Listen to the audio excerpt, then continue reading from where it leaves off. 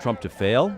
I do not want the president to fail because his success is our success as a nation. How do protests help him to succeed? It's being knowledgeable. He has to see it. You have to see it. People protest President Obama. Every president has seen some form of protest. And guess what? Some have changed their mind. We look at in the 60s, they protested Vietnam, And Nixon, what did he run on? He ran on, I'm going to end the Vietnam War. You want Donald Trump to succeed. Yes. Did you vote for him? I did not. Why not? I didn't think he spoke to me. I did not write Trump off. My best friend just started a Republicans club at Howard.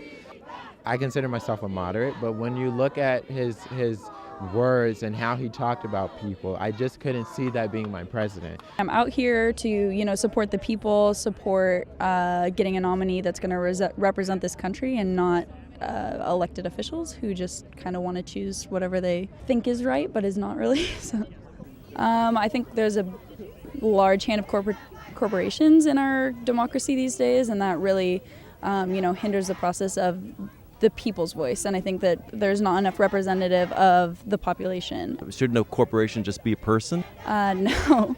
I think that's the issue with politics, is the way that we view corporations as people. As corporations aren't people, they are entities that their ultimate goal is capital. So I think that's problematic. The Republican Party put as many hurdles in the way of everything that he was trying to get done, so we might as well give them the same favor. Two wrongs don't make a right?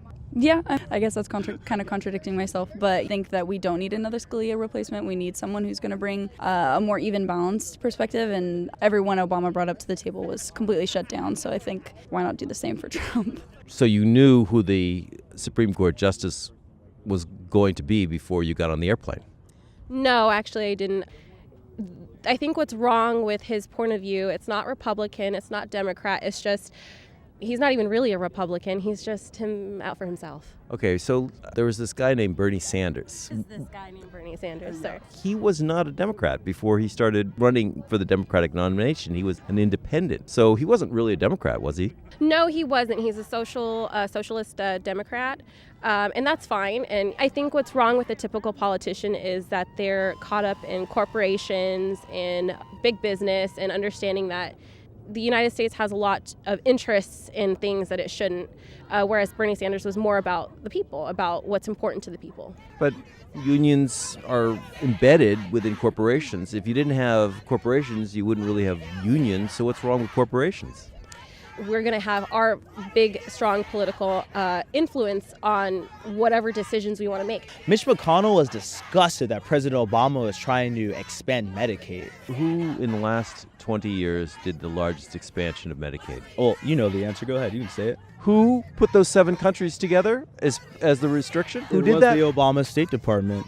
That is the truth. It is also true, right? Under Obama, we had the most amount of deportations. There was how many deportations? I don't know I do not know the exact numerical figure, but Could it be somewhere over 2 million? Absolutely.